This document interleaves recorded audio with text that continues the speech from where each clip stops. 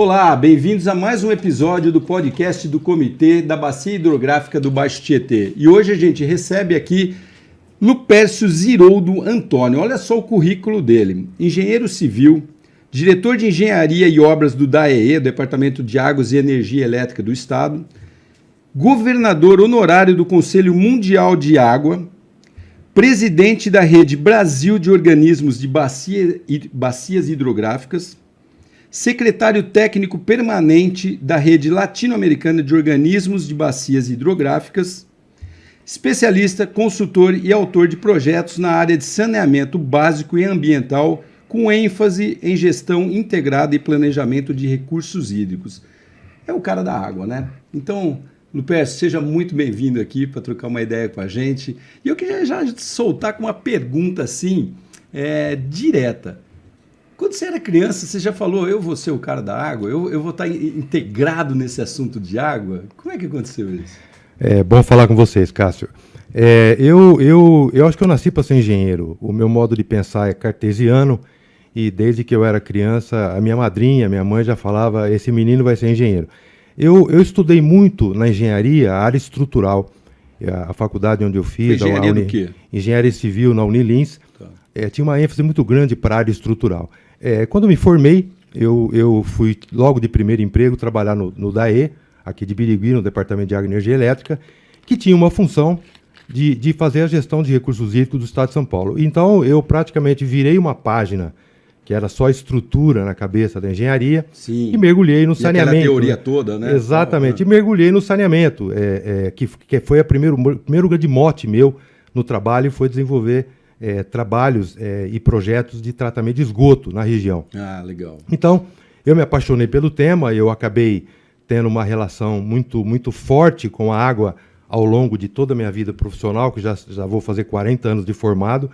Então, isso hoje me deixa praticamente nadando na área de recursos. Literalmente nadando. E aí vem essa paixão de você estar sempre buscando novos caminhos, novos horizontes, sim. Desafios. Eu sempre digo que a água, quem trabalha com água sabe que nada é igual a nada. Você tem um problema hoje, amanhã você tem diferente. No mesmo rio, 100 metros à frente, 100 metros atrás, são problemas diferentes. Então, a área dos recursos hídricos é uma área desafiadora que provoca na gente aquela vontade de sempre fazer alguma coisa diferente. Sim, e como é isso? Explica até direito. Você falou que de repente tem um lugar ali que você está com um problema X aqui da água e ali na frente outro problema. Como é que Imagina um empreendimento. Você vai montar uma empresa, essa empresa tem que captar água num determinado lugar e tem que jogar o efluente dela num outro determinado lugar. O ponto onde ela joga é um ponto que evidentemente vai ser escolhido sobre projetos, sobre parâmetros, sobre normatização. Esse ponto é um ponto escolhido. Se você mexer nesse ponto 100 metros à frente ou 100 metros atrás, você tem uma nova concepção do problema. Então, por isso que eu sempre digo que trabalhar com água é sempre uma coisa muito pontual. Os problemas de saneamento de Birigui não são os problemas de saneamento de Araçatuba. Sempre vai ser diferente. Sempre vai ser diferente. Pode ter o mesmo conceito para que você execute as obras. E isso daí está diretamente ligado, por exemplo, aos mananciais que abastecem cada município? Não sei se a palavra é manancial, você pode me corrigir se eu estiver errado. Mananciais. Para você ter uma ideia de um cenário, muitos municípios no estado têm águas subterrâneas que podem usar essas águas para o seu abastecimento. Alguns municípios não têm águas subterrâneas em quantidade suficiente e precisam de águas superficiais. Para quê? Para abastecer as pessoas? Abastecer as pessoas, investimentos, empreendimentos, uma indústria, etc. Exatamente. E aí você precisa muito das águas superficiais, que são aí, que derivam dos cursos d'água, dos mananciais que podem ser de abastecimento. Sim. Então, esse cuidado que a gente sempre tem com essas águas superficiais é tão grande quanto que a gente deve ter com as águas subterrâneas. E como vocês lidam, né? Porque você faz parte desse grupo do comitê também, da diretoria do comitê. A gente já explicou aqui em outros podcasts, né, que são vários comitês no estado e também no Brasil, imagino, né? No Brasil todo tem as bacias, né? Existem as bacias que são geridas aí ou cuidadas, eu não sei que forma melhor colocar, por esses comitês. Você faz parte de um. E como que vocês veem isso? Como que vocês atuam nisso? Eu prefiro que a gente tenha um cenário para que todo mundo possa compreender o que são esses comitês de bacia. Legal, ótimo. 9 em cada 10 empreendimentos que você implanta no estado, seja ele público ou privado, precisa de água. Então, 9 entre 10 precisa de água. A água tem que ter qualidade e a água tem que ter disponibilidade. Uma empresa quantidade e qualidade. Qualidade e quantidade. A empresa não se estabelece num lugar se ela não tiver a garantia de que nos próximos anos, até quando ela estiver viva, essa empresa vai ter inclusive. Uma projeção, ela vai ter água em quantidade e qualidade para poder... Se eu quero uma fábrica de cerveja em determinado local, você tem que preciso projetar lá para frente. Tem que ter água naquele local que você vai projetar. Então, a ideia de fazer gestão de um território por bacia hidrográfica é justamente por isso, porque você estuda uma bacia delimitada perimetralmente e estuda a gestão da água dentro daquela bacia.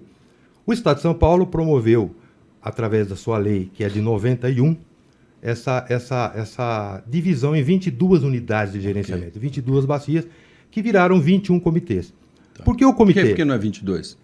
Porque duas unidades se juntaram e formaram um comitê só. A lei... Só de abelhudo. Não, a lei fala em 22, os comitês são 2 comitês menores se juntaram, que é o Aguapé e o Peixe, fizeram 21 comitês. Fica onde? Aguapé e Peixe? Perto de Marília. Por que você trabalha por bacia hidrográfica e precisa do comitê de bacia? Há muitos anos atrás, gestão de águas se fazia nos escritórios. Como assim? Grandes projetos, mirando onde a água vai, como é que a água tem que ficar. Hoje... Antes dos comitês, por exemplo. Antes dos comitês. Legal. O tempo mostrou que se você não tiver a interferência, a opinião, a participação das pessoas que vivem na bacia, você não avança. Você avança para legal. O conflito, mas você não avança para a solução. Então, os comitês de bacia, a ideia, não só em São Paulo, como em todo o Brasil, como também em muitos países do mundo, a ideia é que toda a sociedade de uma bacia hidrográfica organizada, sim, mas o poder público, que são o Estado e os municípios, mas os usuários possam estabelecer um diálogo dentro desse ambiente que é o comitê de bacia, e ali você tem... De como vai usar a água. De como vai usar qualitativamente e quantitativamente a água dentro da bacia. Que está dentro da sua região. Se há um problema, seja de erosão, seja de degradação, o comitê decide investir e arrumar. Então... Essa gestão... É orientativo também, por exemplo... Deliberativo. Deliberativo é a palavra certa. Não, eu não sei se eu me expressei corretamente, mas vamos supor assim, eu tenho uma empresa aí que vou usar... eu sou um produtor rural, e quero usar uma água que tem ali por perto, mas eu quero uma orientação. Eu não sei como usar aquela água que tem um afluentezinho ali e tal, eu não sei, mas tem o laguinho lá. O que eu faço? Se eu procurar, por exemplo, o comitê, ele vai me ajudar, vai me orientar? Não, se você tem que desenvolver um projeto para implantar uma indústria em algum lugar da bacia... Ou para molhar a planta mesmo. Você tem que se dirigir aos órgãos competentes gestores, que são da E e Sabesp. Tá. E CETESP, desculpa. Da E e CETESP. Sim. Qualidade e quantidade da água. Tá. Esses 2 órgãos vão te dar as possibilidades de você, através da quantidade e qualidade da água, implantar o teu empreendimento na bacia. Onde o comitê entra? O comitê entra para que você tenha garantidamente a qualidade e a quantidade que você outorgou. Que é o outorga, a tal da outorga, que é uma autorização para uso daquilo lá. Então, o comitê cuida para que obras e serviços sejam feitos para que você mantenha essa quantidade e essa qualidade. Mas, Lupercio, eu estou imaginando um outro cenário aqui. Eu estou imaginando assim, se eu não sei por onde começar, assim, se eu não sei, eu sou um estudante, de repente, eu não sei por onde começar para fazer algum projeto na área de hídrica. Sei lá, tem uma ideia de um aplicativo para poder solucionar um problema. Se eu procurar o comitê, ele vai me ajudar de alguma forma, orientativa? O comitê vai te passar em primeira mão, se é isso que você deseja, as deliberações que existem para aquela região hidrográfica. Exemplo, ele vai te dizer o seguinte: olha, aqui nós temos a cobrança pelo uso da água aprovada, quando a legislação implica determinada quantidade, determinado tipo de efluente, você paga tanto. Então, o comitê deliberou isso, vai te passar isso em linhas gerais, conceitualmente. Para desenvolver um projeto de implantação, você precisa se dirigir aos órgãos gestores do Estado, que são aqueles que têm a normatização de como se utilizar o território e usar a água. Então, como fonte de dados, o comitê é super legal. A gente vai lá e usa. Agora, se é para desenvolver alguma coisa efetiva lá, melhor procurar os departamentos adequados. Ou seja, em poucas palavras, o comitê, através de uma gestão que ela é integrada, participativa e compartilhada, o comitê luta para que a água da região hidrográfica toda, da bacia hidrográfica, mantenha qualidade e quantidade ao longo do tempo. Legal. E essa luta é através de reuniões, De deliberações, de câmeras, resoluções, etc. de que você imputa aquela região hidrográfica. Não, legal. Agora, me conta uma coisa, já a gente vai voltar para esse assunto também, mas como que você foi parar no mundo assim? Você tem aqui uma função, não sei se é isso, né? Como é que a gente chama aqui? De governador, olha lá, é isso mesmo, né? É. Governador honorário do Conselho Mundial de Água. O que é isso, Lupercio? Mais ou menos a história é assim. Eu comecei meu trabalho, então, fazendo projetos dentro do setor de recursos hídricos, dentro da E. Ajudei, como muitos de nós ajudaram, a montar os comitês de bacia no Estado, então eu andei... Você ajudou nisso aí? Eu ia te perguntar isso. Quanto tempo faz que os comitês começaram a existir? Daqui da nossa região, o nosso é de 94, do Baixo Tietê. A É lei é de 91, novo, né? a lei é de 91, então o nosso é de 94, antes, o nosso é para 30 o negócio anos. ficava meio à vontade. Não havia uma gestão integrada. Isso, cada um por si legal. Desenvolvia os seus isso projetos. Organizou mais isso. Exatamente. Desculpa, Então, lá, vamos lá. eu ajudei a montar os comitês, me transformei num secretário executivo de um deles, que é o Tietê Batalha, que está do lado aqui do Baixo Tietê. Perto de Bauru, lá. Novo Horizonte, por ali. Com essa ida ao comitê, em determinado ponto, os comitês paulistas, todos, os 21, sentiram a necessidade de montar um fórum de discussão, porque cada comitê tem os seus problemas inerentes à sua região hidrográfica. Particulares. Mas há problemas que interferem a todos os comitês. Sim. Exemplo, cobrança pelo uso da água. Tá. Lá nos idos do ano 98, 99, começamos a discussão pela implantação da cobrança pelo uso da água. Então, os comitês se juntaram através de um fórum. Esse fórum pegava representantes de todos os comitês para discutir esses temas macro. Deixa eu entender um negócio. Cobrança pelo uso da água. Mas por que não tinha? Não. É recente. É recente. É 2005, a lei. Então, uma fábrica, antigamente, ele pegava usava e não pagava. E jogava o efluente sem qualquer... A única fiscalização era dos órgãos gestores. Sim. Que fiscalizava pontualmente. Ao você introduzir a cobrança, você mais ou menos qualifica esse tipo de serviço. E dentro de uma determinada tabela, a pessoa paga um tanto para captar quanto para o efluente jogar. Tá, então, não desperdiça, né? Exatamente. E passa a ter intenção de cuidar, né? Porque legal, quando você tinha vontade... Mexe no bolso, você já falou o papel, não posso exagerar. Então a gente montou um fórum de discussão de todos os comitês. Aí eu me tornei o primeiro coordenador desse fórum. Legal. Coordenando esse fórum por 4 anos, eu acabo indo para os comitês nacional, que nós éramos na época em 140 comitês no Brasil já, hoje somos 250, nós éramos 140. Eu me viro um coordenador do Fórum Nacional dos Comitês. Fiquei por 6 anos lá. Ao sair desse Fórum Nacional, que aí discute os problemas dos comitês a nível nacional, existe até hoje, eu assumo a presidência de uma rede. Aí eu passei do trabalho de coordenação para um trabalho de divulgação. A Rede Brasil de Organismos de Bacia nada mais é do que uma rede que fomenta capacitação, fomenta estudo, fomenta análise, troca as boas práticas através de comunicação.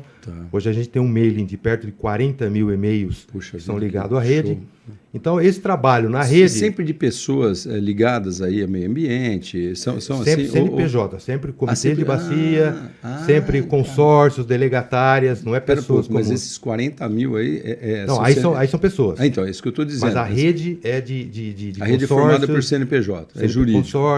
Consórcios, comitês, associações de água, delegatárias de água. Todo mundo com esse interesse comum, isso? Eu sempre falo que o principal interesse de todos é a troca de experiência. O que você faz de bom aqui no Sul pode ser replicado. Então, mas sempre dentro de recurso hídrico? Sempre dentro de recursos hídricos. Veja bem, quando a gente fala em recursos hídricos, aqui uma coisa importante. O Brasil é um país que discute água em todos os setores, mas não tem uma discussão como se você colocasse a água em evidência. Exemplo, você fala em agricultura, obrigatoriamente você fala em água. Tem que ter água. Você fala em saúde, você fala em água. Transporte, você fala em água. Energia, você fala em água. Saneamento, você fala em água. Lazer, água. Você fala em água. Sim. Então você tem a água em todos os setores. Mas na vida da gente. Na vida da gente. Então, quando a gente fala em gestão de recursos hídricos, eu estou falando em gestão de água para todos esses usos múltiplos. Não especificamente para um só. Caramba. Tá? Então, voltando à sua pergunta, com a rede, esse trabalho de divulgação, eu me candidato a uma das 34 cadeiras de governador do Conselho Mundial da Água. que é o Conselho Mundial da Água? Para você entender, eu tenho, às vezes, um rio que divide 2 países, para você ter uma ideia. Para que você faça um trabalho dentro da bacia deste rio, envolvendo 2 países, às vezes é difícil um país conversar com o outro, às vezes conflitos. Exatamente. Aí entra o conselho, que consegue captar recursos para desenvolver projetos fundamentalmente nessas áreas transfronteiriças, áreas de grande necessidade. De repente até de mediar aí, pelo jeito. Mediar conflito. Então o conselho passa a fazer esse trabalho macro. Bem importante, hein? Aí eu me candidato pelo Brasil a uma das vagas dos 34 e me elejo como governador do conselho. Lá eu exerci 2 mandatos. Fiquei 6 anos no conselho. E ao você ficar 6 anos, você se torna governador honorário. Então, até hoje eu participo. Tem esse título, né? Tem esse título e eu participo dessas reuniões. E foram 6 anos que eu pelo menos aprendi mais, porque você passa a sair dos problemas do Brasil e passa a verificar problemas que existem na África, na Ásia, no Vietnã. Então eu acabei tendo a dimensão, né? Você vê uma dimensão eu acabei tendo essa oportunidade que Deus me deu de poder estar, cara, que legal, às vezes interferindo, ajudando a buscar soluções Você imaginava, você estava na engenharia lá, falava, pô, ganhar o mundo vendo esses problemas. É muito gratificante. Aí, por causa desse trabalho, e aí eu finalizo, eu me volto para a América Latina, que é o nosso ambiente. Legal. Então, uma coisa é você ajudar no trabalho, num projeto para a África ou para a Ásia. Mas uma coisa é você trabalhar na América do Sul. Entenda o problema global e atue local. É aquela história lá. E é uma coisa que pouca gente sabe. A América Latina, imagina as Américas, México para baixo, tem 32% da água doce do mundo aqui. 1/3 da água doce do mundo está do México para baixo. América Latina para baixo. América Latina. É por isso que eu falo que essa parte... Mas a América Central ali não é toda... tripinha mas lá, em compensação, o México tem muita água. O México tem muita água. Verdade, só o Brasil tem perto de 15. Só o Brasil tem perto de 15. O percentual do Brasil nessa brincadeira toda aí deve ser grande. É grande. É grande, né? Mas você tem já o Peru, que joga muita água para o Brasil na Amazônia. Então, essa importância da América para o futuro vai ser extraordinária, porque hoje tem gente que nos faz essa pergunta: por que o coreano vem fabricar carro no Brasil? Sim. Por que o chinês vem fabricar? Porque tem água. Porque tem água. E às vezes a gente não pensa isso, né? Às vezes a gente fala, nossa riqueza. O cara precisa o quê? Precisa de tecnologia, né? Só de um monte de equipamento ali e água, não precisa para tocar lá os negócios? O Brasil tem água. O Brasil é o celeiro do mundo. Somos produtores de grãos aí, em grande parte dos grãos, o primeiro do mundo. Sim. Ou seja, o mundo inteiro olha para o Brasil. O mundo inteiro... A gente baseado naquilo que você falou, eu acho fantástico, porque se você vai montar um empreendimento, né, você tá, é óbvio, na área econômica ali, você está desenvolvendo alguma coisa. Você tem que fazer a projeção para o futuro, ver se aquela localidade lá tem água. Tem um exemplo, né? Tem um exemplo recente disso que você vai entender o que eu estou falando. Vou te dar 2 exemplos. O primeiro exemplo, a crise do Cantareira, agora de 2016, 2014. Que foi? O Cantareira é um sistema que tira a água da bacia PCJ e joga para São Paulo. São Paulo, tá. Joga uma vazão. Contribui para... Tá. Quando parou de chover na região dessa bacia do Piracicaba, Capivari e Jundiaí, que eu chamo de PCJ, a gente chama de PCJ, quando dá uma estiagem e houve, depois de 40 anos, uma seca, que abaixou, todo mundo saiu na televisão, baixou o nível do Cantareira, todo mundo apavorado, falta água para São Paulo. Então São Paulo teve que fazer uma série de rodízios, de um esquema, obras emergenciais. As medidas ali que possível. Então, o que acontece? O que aconteceu de imediato? Grandes projetos de ampliação de indústria que estavam na linha da rodovia Bandeirante, parou. Impacta diretamente. Porque o cara fala, como é que eu posso investir, aumentar a capacidade da minha... Sei lá, por exemplo, indústria de cerâmica, tem várias ali. Por que as indústrias estão ali? Por causa do aeroporto de Viracopos, um dos maiores do mundo em carga. O escoamento, claro. Essas coisas. A empresa fala, como é que eu vou investir, dobrar minha capacidade, se eu posso ficar sem água lá na frente, e para fabricar cerâmica eu preciso de água. Perfeito. Então, o impacto que tem a falta de água é uma coisa extraordinária. Perfeito. Um outro exemplo que eu dou em São Paulo, a Baixada Santista. Todo mundo conhece Santos. A região toda, são 9 municípios na Baixada Santista. A Baixada Santista, ela não pode crescer, ela não pode desenvolver. Porque não tem água. Não, porque a água já está toda ela cadastrada e limitada. Então, é por isso eu sempre falo, uma cidade não pode crescer mesmo, né? Não. Literalmente falando que não dá. Ou eu trato a água do mar, que é uma coisa que não tem escala ainda, custa muito caro. Ou eu tenho que eu vi um negócio, vê lá, você que é o governador das águas aí, eu sou mais da tecnologia, desenvolveram lá, essas pesquisadoras universitários desenvolveram um aparelho até pequeno, razoavelmente de $15, um negócio assim, de dessalinização da água. E parece que estava funcionando. Existem várias experiências de dessalinização no mundo. Várias. Algumas já com bastante sucesso, já com escala, caríssimas. Tá. E outras que a gente está tentando, o próprio aqui, o norte e nordeste do Brasil, tem algumas experiências que não consegue dar escala por causa do custo. Do custo dessa transformação. Exatamente, né, o custo. Porque é filtro. É base de filtro, geralmente? Osmose, é uma série de equipamentos que fica muito caro fazer isso. Na escala, você vou dessalinizar água para 1.000 pessoas. Você consegue, não tão caro, mas se você multiplicar por 1 milhão de pessoas... Aí pode, a escala já compromete. Então você pega, por exemplo, a cidade de Santos, 1.200.000 habitantes. Não tem aeroporto. Por que não tem aeroporto em Santos? Essa água. Porque se eu botar um aeroporto em Santos, eu vou levar muita gente para lá, entendeu? E não vai dar conta. Então, a água... Com certeza, Alberto, a gente não pensa nisso. Nós, seres humanos normais aqui, a gente bebe água, né? E não pensa nessas coisas. E a água hoje é o ouro. É o ouro do futuro, é a água. Eu lembro desse negócio de ouro, que eu morei em Angola um tempo, né? E logo depois que eles saíram da Guerra Civil lá, e eu lembro que eu estava conversando com alguns angolanos lá, e na época teve a guerra ali, pô, terrível o negócio, ainda estava explodindo mina, estava em 2006... Em 2005 tinha mina que explodia, um matava o outro lá, aquela coisa terrível de guerra, né? De conflito. E uma das coisas que o cara me falou, isso aqui ninguém está brigando por causa de diamante. Não. Porque é por causa da água. Quem domina a água... Existem regiões transfronteiriças ali onde tem água, com garantia que tem água. Então, a gente fala é o ouro do futuro, mas o que a gente quer dizer é o seguinte, se a gente não cuidar hoje, também, né? Se a gente não cuidar hoje do que tem... e aqui uma frase para que as pessoas entendam o valor da água. A água que existia no planeta há 200 anos atrás é a que vai existir daqui a 500 anos. Não se fabrica água. A água é a mesma.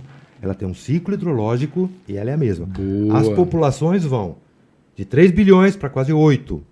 E a água é a mesma. A água é a mesma. Então me fala uma coisa. A água vai acabar? Não, a água é a mesma, ela existe.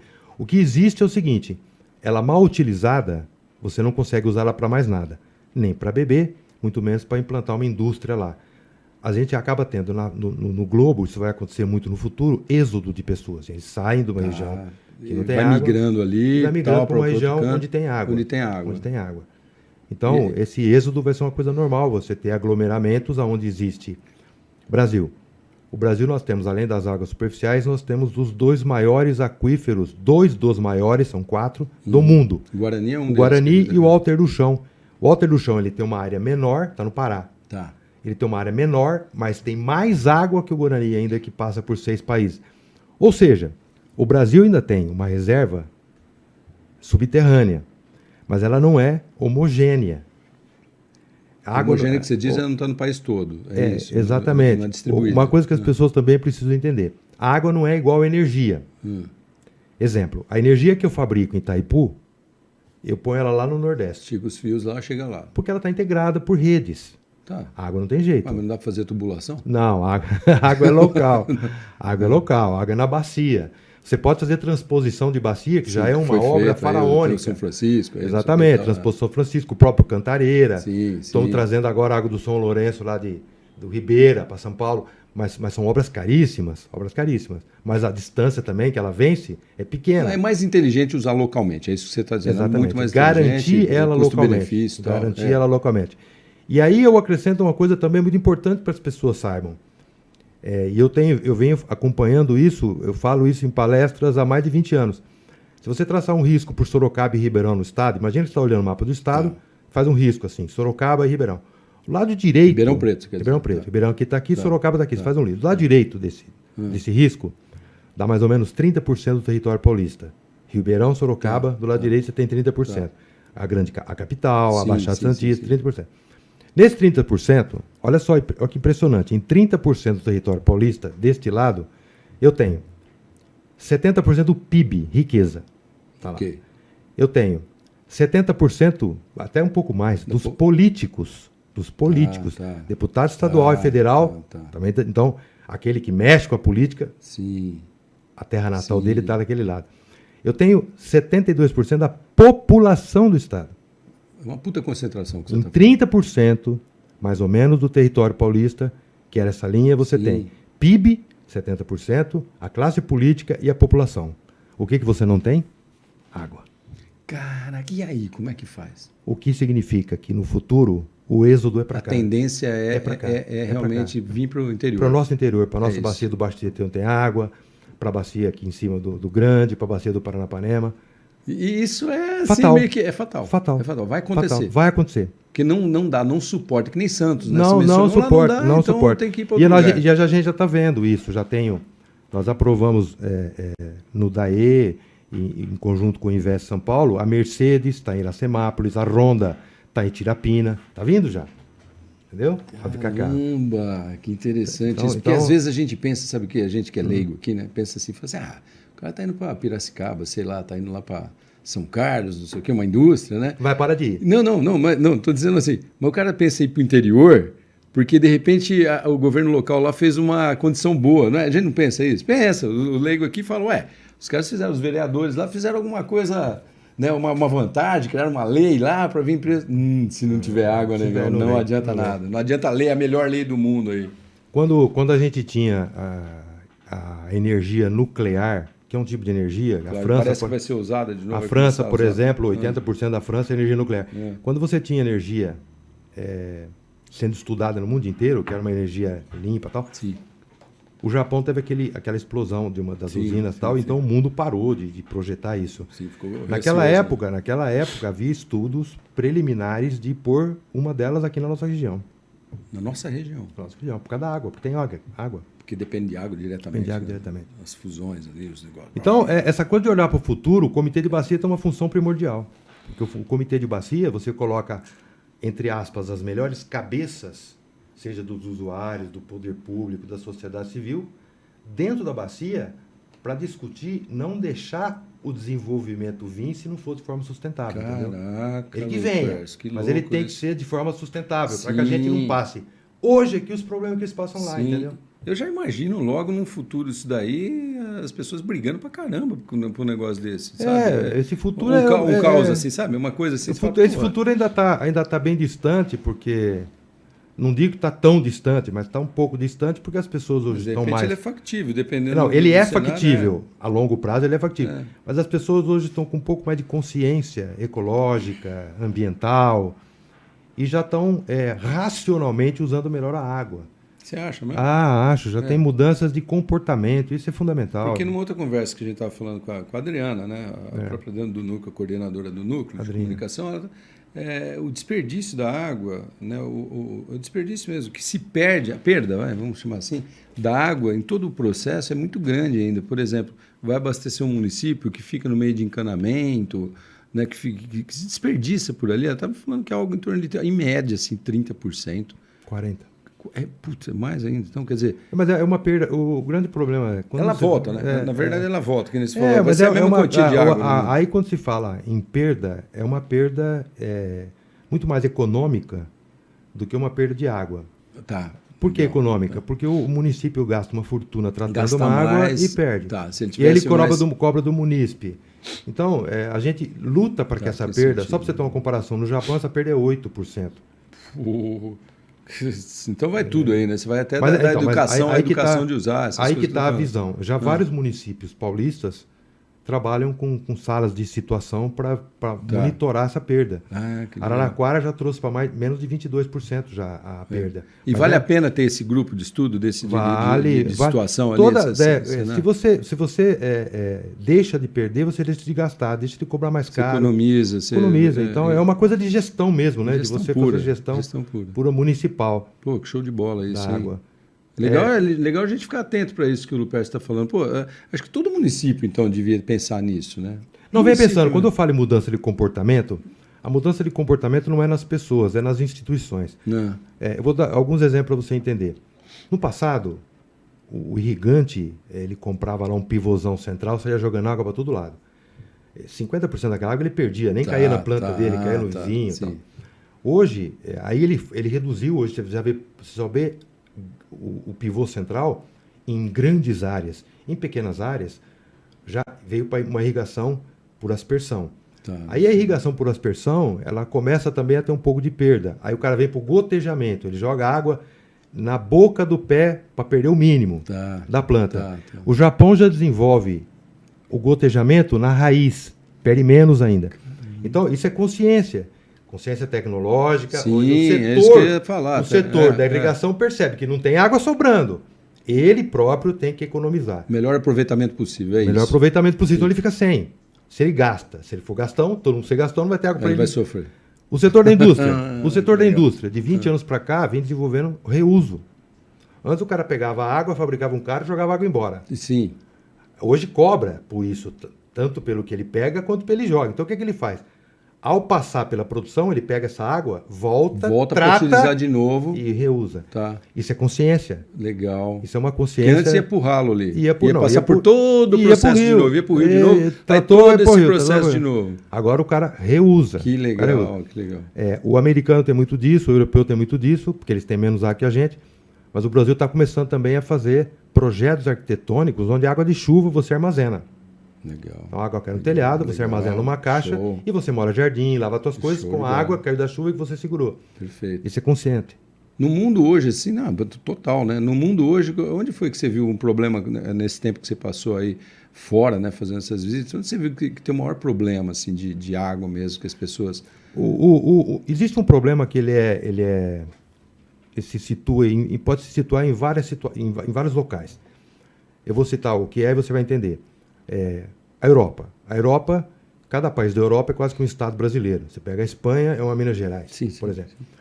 E eles têm rios lá que cortam. Aqui a gente tem o São Francisco, que corta lá 7 estados. Lá ele tem rio que corta 7 países. Então, se o primeiro país lá onde nasce o rio não cuidar, o segundo não usa água. Muito menos o terceiro. Então, eles estabeleceram, há mais de 20 anos, na Europa toda, um negócio que chama Diretiva Quadro, em que você faz gestão de água aonde você pega e aonde você entrega. Então, se um rio cruza a França, e esse rio vai ser importante para o próximo país, então eles observam e monitoram como a água entra, ela tem que sair exatamente igual. Cara, que legal. Então, essa coisa de você fazer gestão integrada também é uma coisa que consegue desviar dos conflitos. A gente tem alguns casos no Brasil que a gente está fazendo. São Francisco é um caso típico, que eu preciso levar água de Minas Gerais até o Nordeste. Sim. E cuidando dela de estado a estado para que ela Sim. continue com... Aí você depende dos governos locais, Políticas ali, locais, as políticas políticas de cada locais, etc.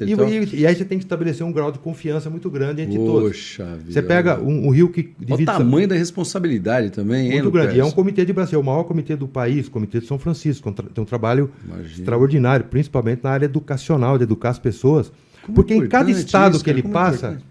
cada estado que o passa, ele enfrenta um problema. Ele vai passar no estado onde tem agricultura, agrotóxico. Aí ele passa por um estado onde tem muita indústria. Sim. Ele passa por outro tipo E aí ele de tem que entender cada entender particularidade cada um de para poder entregar, e dimensionar, inclusive. para poder Pô, que integrar, negócio louco, para cara. poder entregar. Você pega São É Paulo. fundamental, meu, é fundamental a existência. Fundamental, Senão ia tá estar falando de água, ia tá estar um falando de caos também, né? Se não São tivesse... Paulo. São Paulo, nós temos 2 trabalhos aqui extremamente importantes. Um com o norte, com Minas Gerais, que é o Rio Grande, que é a divisa do estado, e o no sul, que é o Paranapanema, que é a Sim. divisa do Paraná.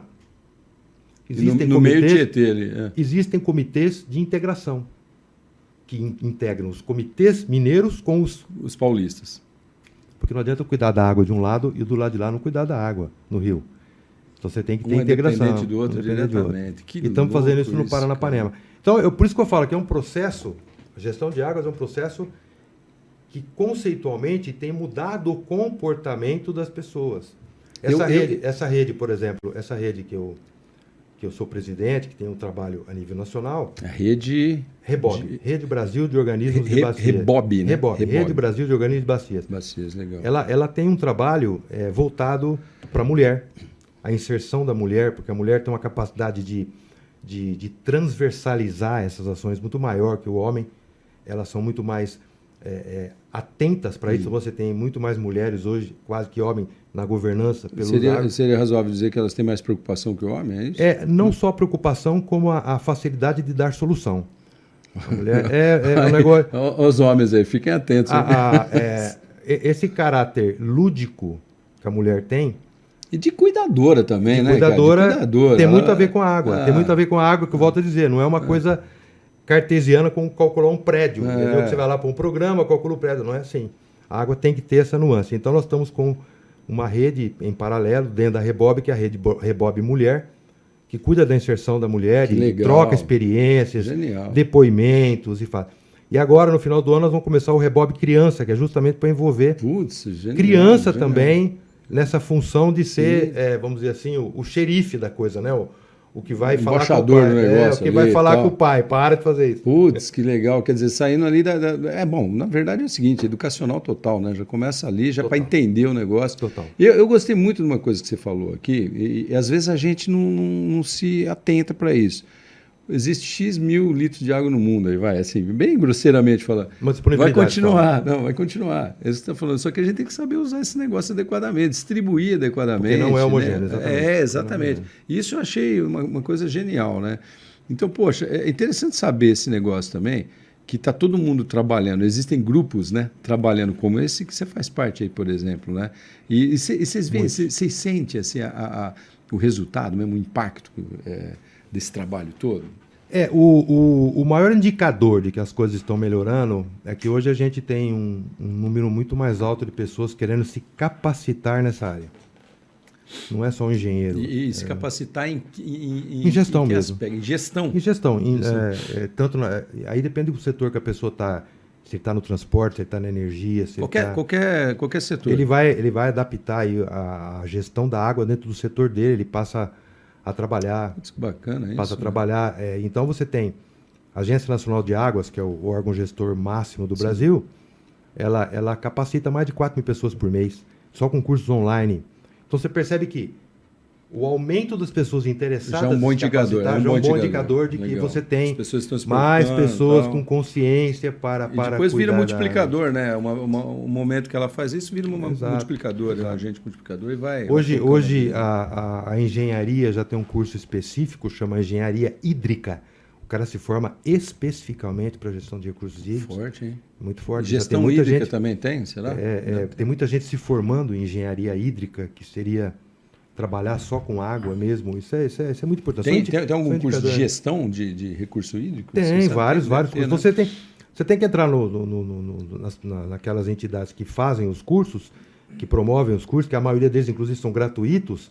E ali você elenca através do escopo do que você precisa, dentro do seu setor, você coloca. Sim. Nós conseguimos, acho que 8 anos atrás, também consegui introduzir no Brasil uma universidade um curso que chama Prof. Água. O cara faz mestrado e doutorado em água especificamente. Já tem mais de 300 formados no curso desse, que é gratuito. Ele evidentemente que tem que disputar a vaga, porque é uma vaga disputada. Como que a pessoa digita lá? Prof. Água e todo ano tem as inscrições. Vocês aí, dá um recado pro pessoal aqui, Lupercio. Vocês que estão aí na faculdade, quer se envolver nessa área, nesse setor que, poxa, não tem fim.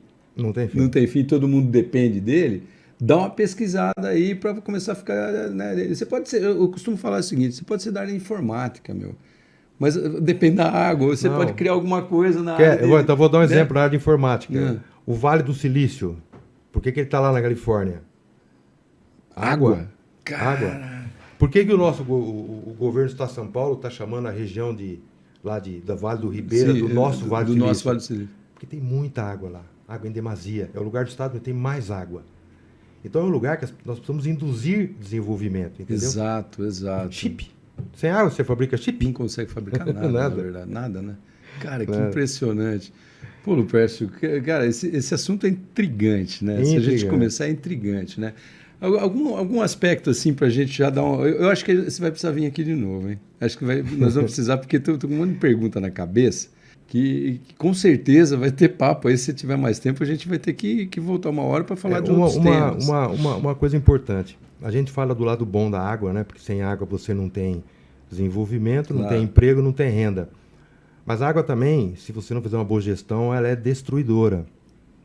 Você vê as grandes enchentes, os grandes alagamentos. Então isso é água. Em demasia, água de chuva. Então se você não fizer uma gestão de encosta, acontece o que várias vezes aconteceu em Petrópolis, desaba tudo, mata um monte de gente. Aconteceu aí em Ouro Preto há pouco tempo. Sim, terrível. Então esse é um foco que a gente precisa da água. Se a gente não fizer gestão também, não é só a gente fazer gestão para ter água em quantidade e qualidade, mas fazer gestão para que ela não destrua. Uma barragem seja, quebra aí, pronto, exatamente, para que ela não seja destruidora. Destrutiva. Claro. E estudar água não é uma coisa difícil. Ela tem uma certa, vamos dizer, uma certa rotina. Você deve ter ficado sabendo, todo mundo pode pesquisar isso, uma pesquisa muito bonita que foi feita, que chama Rios Voadores. O que são rios voadores? Toda a água que evapora, que sai da Amazônia, cria rios, rios voadores, que essa água vem para cá e desaba aqui, a chuva cai. Então, é um transporte ali, né? Então, nós tivemos um estudo de um cara que ele pegou um avião, ele ficou voando num avião pequeno e fazendo o cadastro desses rios. Então tem um estudo muito bonito. Verdade, tem um estudo muito bonito dos rios voadores. Então, no mundo todo ele fez isso daí? Não, aqui na Amazônia. Aqui no Brasil? No Brasil. Putz, então é assim. Top. Então é assim, a gente tem correntes de vento, a gente tem clima, a gente tem rios voadores. Mais ou menos você tem uma ideia de como você faz, onde chove, onde não chove, aí cria aqueles buracos que são semiáridos ali, não chega água de jeito nenhum, tem que fazer uma gestão diferente. Se claro, não chega, claro. Tem que fazer uma gestão trazer, diferente. e aí? Você pega a América Latina, a cidade de Lima, no Peru. Quantos dias você acha que chove em Lima por ano? Não tem nem ideia. 5, 6. Por ano? Por ano. Caraca, não tem água, meu. Se você sobrevoar Lima, as casas não têm telhado, são só laje, porque não chove. Que louco isso. Porque o Chile é assim, então toda a água vem da cordilheira. Já escorreu, tchau. Ele vem descendo em barragens e abastece o litoral. Então, existem locais que não chove. Então, a gestão da água em locais que não chove é completamente diferente. Em locais que chove, você tem que ter prevenção para que ela não seja destrutiva. Exato. Então, por isso que então a gente tem que olhar a água sobre vários aspectos. O lado bom, mas também fazer gestão para evitar o lado ruim das grandes enchentes e alagamentos. Que aí que entra toda essa inteligência para poder você mapear isso daí e começar a prevenir. É uma coisa que não acontece no Brasil, né? Isso daí tá. Fala a verdade, vai cá entre nós. Brincadeira. O nosso país, eu costumo dizer que é como você comparar uma criança de 10 anos com um cara de 32, 35 anos. O cara de 35 anos, ele já passou por uma série de problemas, já fez universidade, ele já trabalhou em 2, 3 empregos. Já levou umas porradas. Já está ganhando o dinheiro dele, está indo para um caminho de estar bem de vida. O cara de 10 tem sonhos.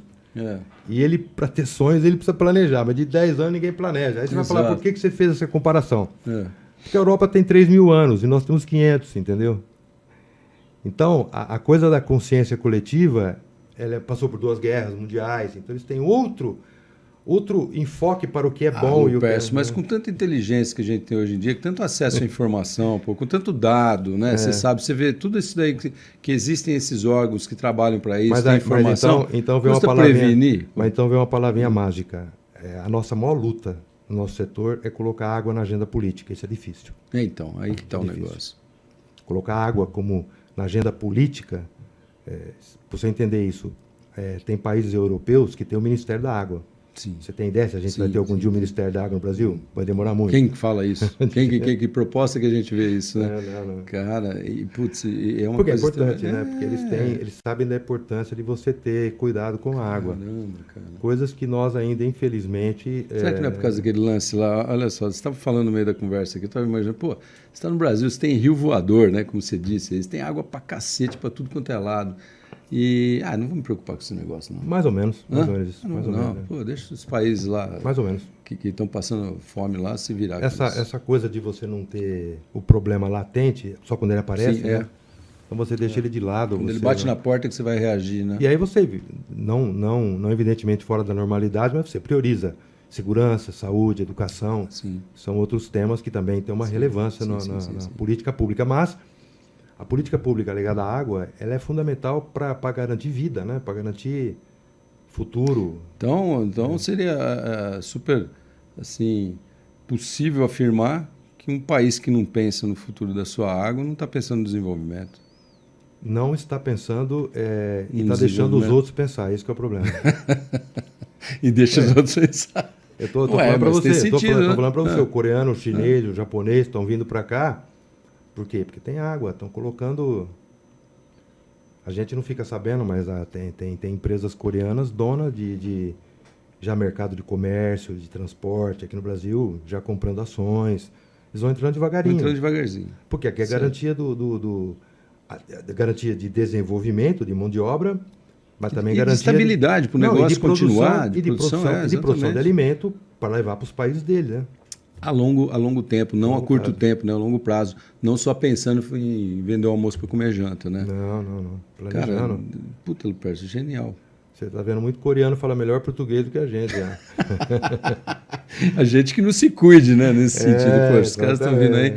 Bom, tomara que tragam melhoria para cá, né? Tomara que se é para vir, tragam melhoria. Eles trazem uma coisa que é fundamental, dinheiro, né? Dinheiro, investimento.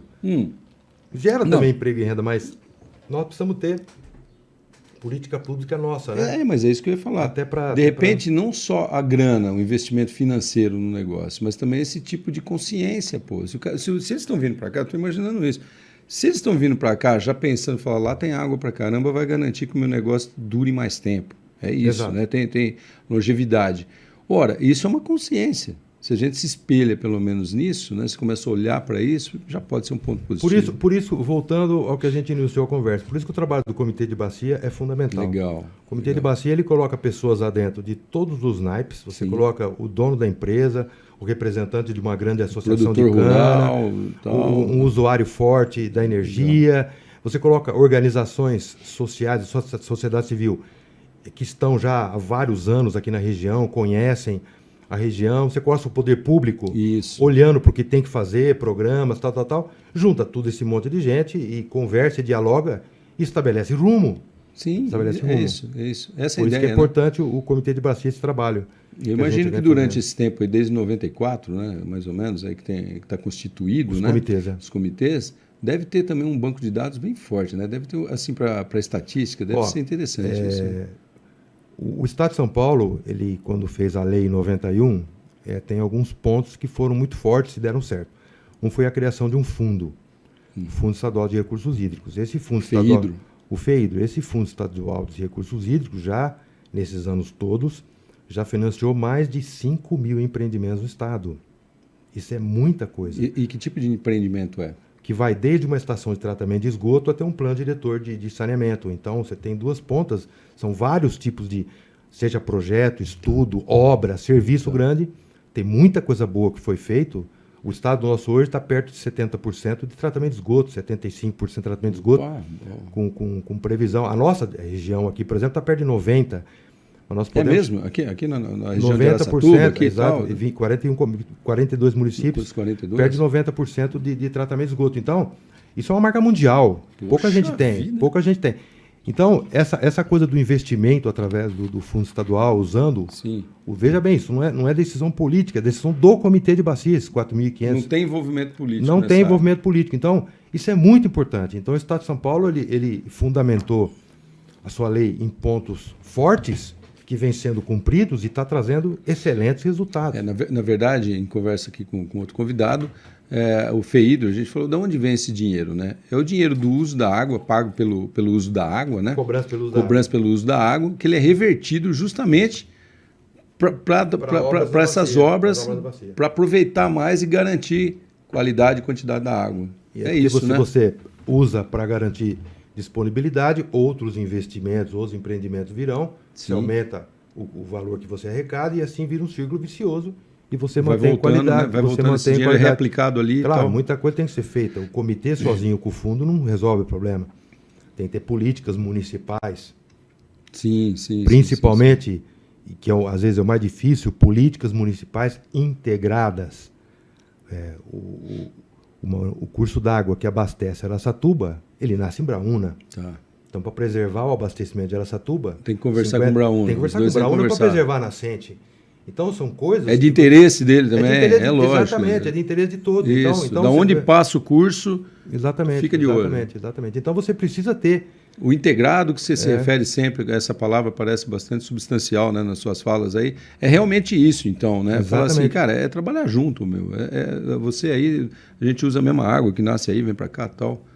É isso, né? Para não chegar no conflito, né? Porque o conflito tem que sentar todo mundo na mesma mesa, todo mundo perder um pedacinho para poder resolver. Então, exato. Se todo mundo ajustar antes. Melhor ajustar antes. Por isso que eu sempre cito, a gestão tem que ser integrada, participativa, porque tem que ter uma ampla participação, e compartilhada. Participativa porque todo mundo precisa da água. Pronto. Todo mundo precisa da água. E compartilhada porque você tem que mostrar um resultado para que os outros se espelhem no teu resultado e façam a mesma coisa. Compartilhe o resultado disso. Fundamental. Cara, é genial. Tem alguma coisa que você quer concluir? Porque nós vamos bater outro papo com certeza. Não, com certeza. Vamos pegar um tema mais focal dentro da gestão de recursos hídricos. A gente volta, eu posso falar de alguns casos que eu achei interessantes, inclusive na América Latina, no próprio mundo, e que eu consegui visualizar, que eu consegui até vivenciou, de repente, lá, né? Vivenciei uma solução. Legal. A gente volta a falar. Puta, genial. Você topa? Então, já fica o convite aqui aberto para ti. Fica tranquilo. Fechou? Fechou, então. Lupercio, cara, muito obrigado. Eu acho que vai ser de muito valor para as pessoas que ouvirem e assistirem. Tomara que elas ouçam. São, às vezes, coisas que parecem ser curiosas, mas são muito importantes para você ter a consciência de cuidar da água. Com certeza, cara. Muito obrigado de coração mesmo. Eu que agradeço. Pessoal, espero que vocês tenham gostado desse podcast do Comitê, com essa presença ilustre aqui. Já dá para ver que tem conhecimento que não acaba mais aqui com o nosso amigo Lupercio. E valeu. Até o próximo.